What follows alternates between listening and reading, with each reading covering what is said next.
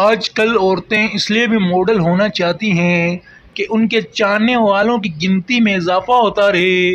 کسی لڑکی کو ایک شام کے لیے خوش تو کوئی بھی مرد کر سکتا ہے، لیکن ساری زندگی کے لیے خوش رکھنے والا ہی اصل مرد کہلانے کے لائق ہے۔ عورت چاہے تو مرد کو اپنے سہار سے نکلنے نہ دے، اور بات چاہت کی ہوتی ہے، فیصلے ہمارے ارادے کرتے ہیں۔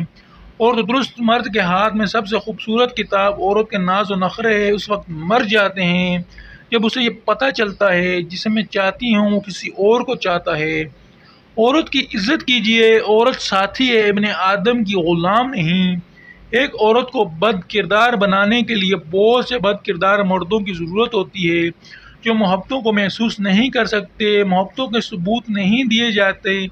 آج کا مرد جب کسی عورت کو شادی کا لائسنس دینے جاتا ہے تو عورت اسے سچا پیار سمجھ کر اس مرد کے ساتھ سونے کو تیار ہو جاتی ہے، اور یہی اس کی سب سے بڑی کمزوری ہے کہ وہ ہوس اور محبت میں فرق نہیں کر پاتی۔